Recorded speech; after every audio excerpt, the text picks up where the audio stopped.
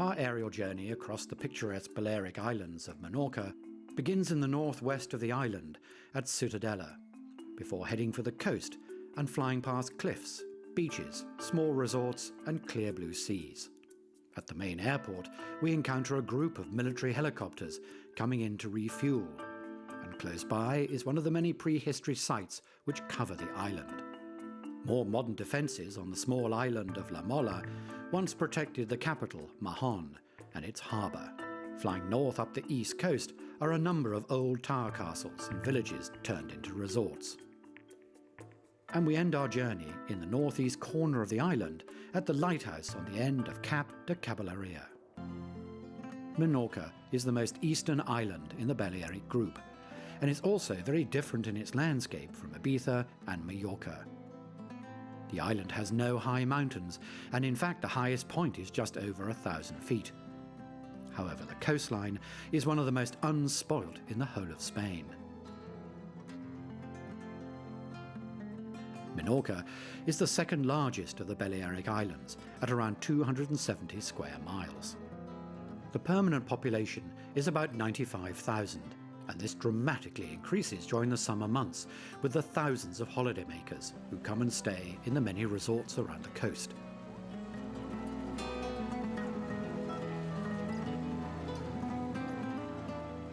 For those people interested in history, then the island has much to offer. The story of Menorca is one of invasion, and Great Britain gained and lost the island several times during the 18th century. They wanted it for the strategic importance of its harbour, a place they could base their Mediterranean fleet in. The Romans understood this naval importance as well, because their ships were constantly attacked by pirates based on the island. So, in 121 BC, they invaded, and made it part of the Roman Empire.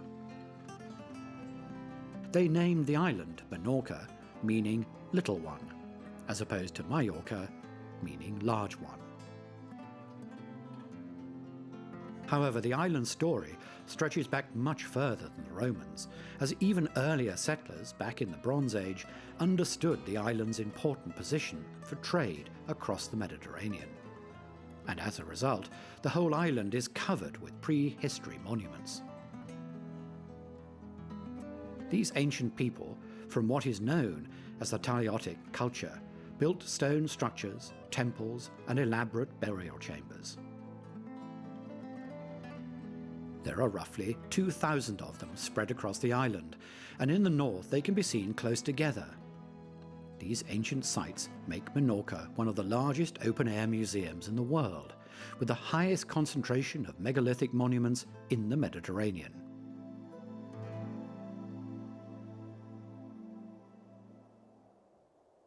On the northwest corner of the island is Ciutadella, Menorca's second city, and once its capital.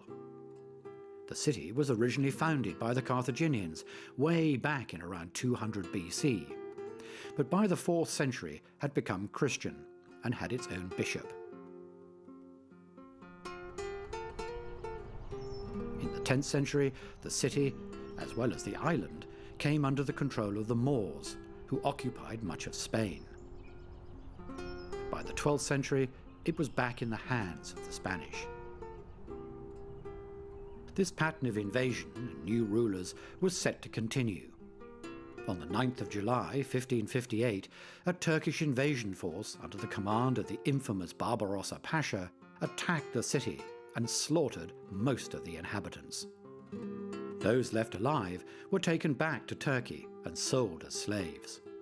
The city was destroyed, and the only building left was the 13th century cathedral.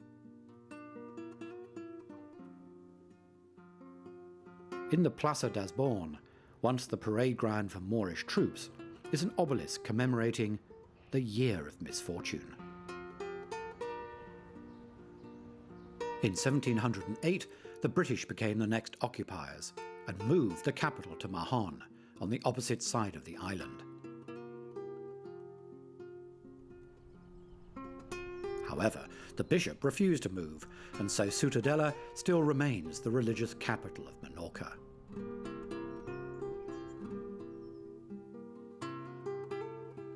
Today the city is a popular place with summer visitors who come and walk along the harbour in the early morning to see the fishing boats arrive with the day's catch for all the waterside restaurants.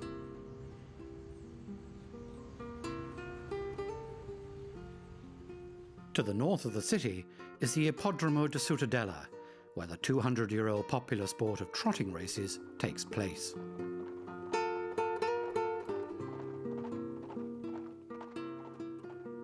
Close by the racecourse, and constructed close to the rocky inlets and coves, is a purpose-built holiday development called Los Delfines. And on the south side of the city is Cala Sant'Andrea, which boasts a fine beach and also becoming a popular place for holidaymakers. Heading inland from Ciutadella, the landscape is dotted with talliot circular structures.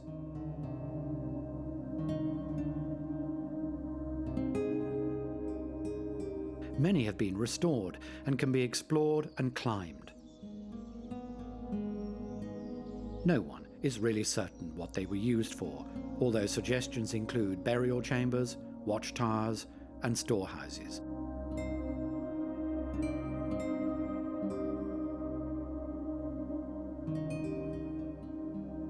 But as no hard evidence has been found, and they date from a time before recorded history, perhaps they will always remain a mystery. Recently, the Camí de Cabais, a network of paths around the coast, have now been joined together, forming a great circular route around the island. In the past, many of the paths were used by smugglers and the customs officials who tried to stop them. The views across the cliffs and down to the shoreline with the brilliant clear blue sea are quite stunning.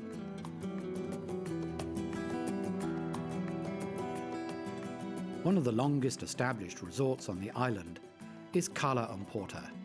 Once again, it's very popular with British visitors. On the cliffs are a number of private villas, many of which are let out during the summer months. Another reason for its popularity is that it's fairly close to Menorca's airport, and a place for us to refuel. However, we have to wait our turn to land, because ahead of us are a group of military helicopters on a training flight who are also waiting to refuel, and we all have to wait for a jet to land before making an approach.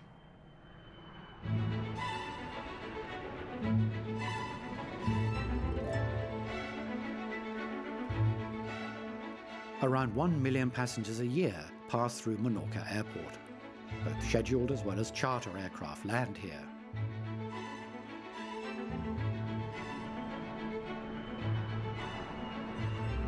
A slower way of getting to the island is by ferry from Barcelona on the Spanish mainland or from Palma in Mallorca. But most people come by air. The airport was built in 1969 because the runway of the old airport, situated nearby, could not be extended, and that meant new and larger jets were unable to land. Today, Menorca Airport handles around 13,000 aircraft movements a year from its 16 gates. Next to land are the 4 military helicopters on a training exercise. The aircraft type is a Bulco 105, which has been in service since the late 1960s. The Spanish Army used the helicopter both as an anti-tank attack aircraft as well as for scouting and observation. It was the first lightweight twin-engine helicopter in commercial service. Well over 30 countries have the Bulco in service, and in many of them it is used as an air ambulance. The 4 rigid fiberglass rotor blades were a world's first, and it means the aircraft has a high maneuverability. In the United States, an acrobatic display team uses the Bulco to perform loops, rolls, and other stunts, which are normally only associated with fixed-wing aircraft. In 2001, production ended, and the last to be sold was in 2009. However, it will remain in service around the world for many more years to come.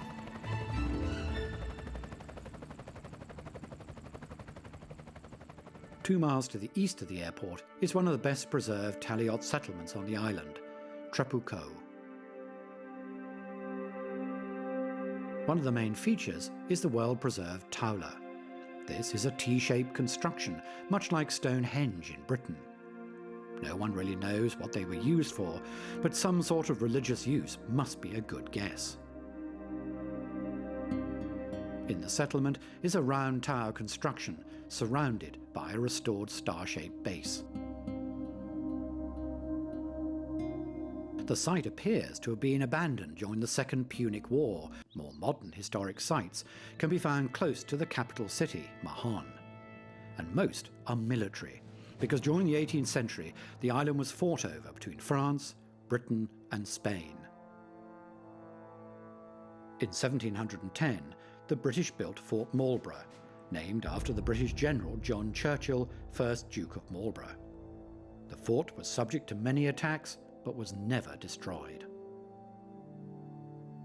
Because the port at Mahon is one of the deepest natural harbours in the world, it is a perfect base for a naval fleet operating in the Mediterranean. It has therefore been heavily defended for over 300 years with various styles of military forts.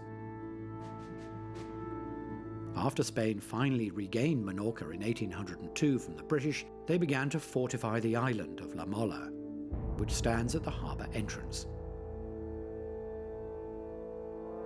By the mid-19th century, the Spanish began building the great fortress of Isabel II, which was rebuilt several times.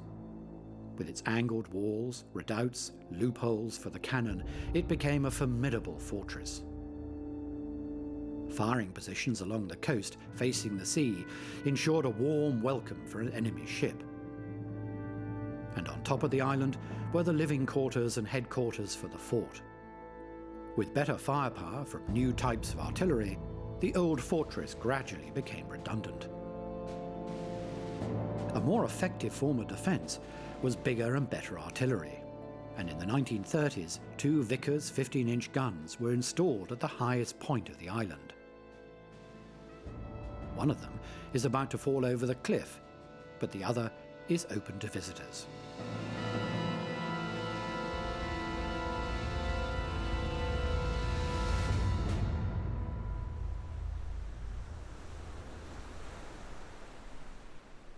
The importance of this deep natural harbour had been recognised since classical times, when the island was occupied by the Carthaginians under Mago, the brother of the great Hannibal. Mago gave his name to the city and harbour of Mahon. The harbour is 3 miles long, and the depth varies from 45 feet to 90 feet, which means almost any size vessel can use it, including all the private yachts sailing between the islands and mainland ports. They can make use of the marinas around the harbour. During most of the 18th century, when Britain occupied the island, their naval fleet would have anchored in the harbour to await orders, be resupplied, and carry out repairs. And the harbour town of Ascate was originally built by the British and called Georgetown, after their king. This was the headquarters of the occupying force, and much of the architecture has a strong British influence. Long after the Spanish regained the island, they renamed the town Ascate, meaning the castle, because of its proximity to all the castles and forts guarding the harbour. The town also has another claim to fame, as it is the most easterly town in Spain, and so the first to see the sunrise.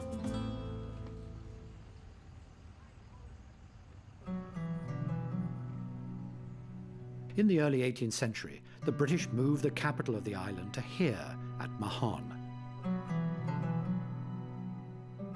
The reason for the move can be seen today, as large cruise ships are able to moor up alongside the city's quay. Passengers need only take a short walk to explore the city and its historic buildings. and they follow in the footsteps of the great British Admiral Horatio Nelson, who stayed here on his way back home following his victory over the French at the Battle of the Nile. The city has a distinct British feel to it, which is not surprising, as they occupied it 3 times during the 18th century, and left their mark in the simple style of houses they built, often to be found with green shutters. The narrow streets of the old city create deep shadows, and this helps keep the buildings cool in the hot Mediterranean sun. Dominating the city's skyline are several beautiful churches, including the Iglesia de San Francesc on the northern end of the old city, and in the centre, the imposing Iglesia del Carme, a former Carmelite church, which is now a cultural centre as well as a marketplace.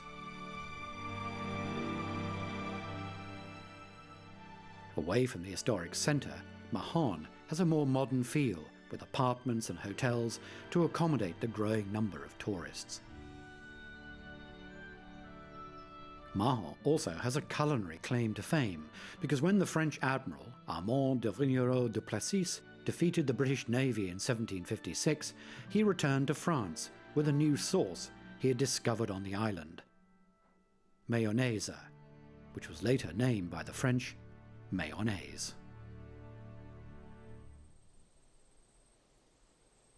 To the north of Mahon is the Albufeira das Grau Nature Park, which includes wetlands, a long shoreline, and a number of farms still using traditional farming practices. This diverse landscape also includes over 100 species of birds and animals. On the coast in the nature reserve is As Grau, an old fishing village which has been turned into a small resort. The diversity of this landscape played an important part in the decision of the International Committee of UNESCO declaring Menorca a biosphere reserve in 1993.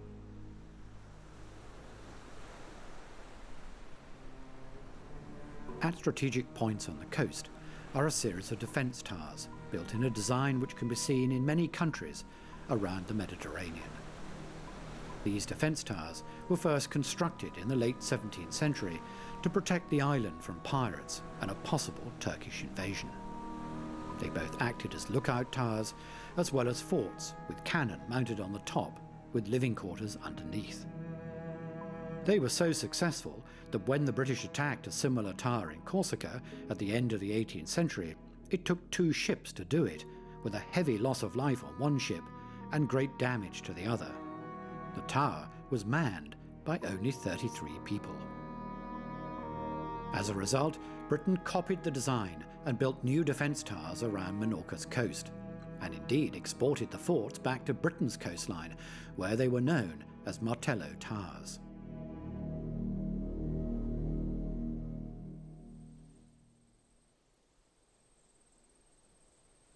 To the north of the Albufeira Nature Park, the coastline is home to a few resorts built into the rocky coves and inlets.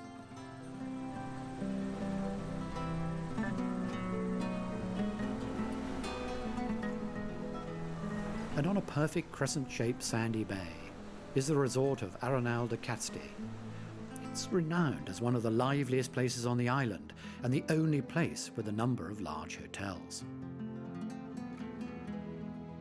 Further north is the remote pretty fishing village of Fornez, which attracts the rich and famous, including the King of Spain, Juan Carlos, who comes for the famous seafood dishes served in the restaurants overlooking the harbour.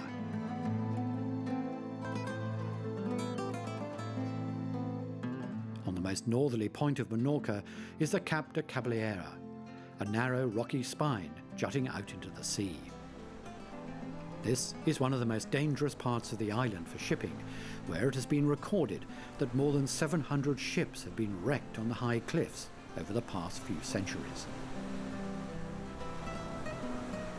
After public pressure, a lighthouse was eventually built in 1857. The light used a pressurized oil vaporized system, which was not the most reliable and was eventually replaced by electricity when it became available. Today, the lighthouse uses solar power and batteries. In 2005, the Capta Caballera Eco Museum was opened in the building under the lighthouse, where visitors can explore the cultural and natural heritage of the north of Menorca, a dramatic and beautiful part of this magical island, and a perfect place to end this journey.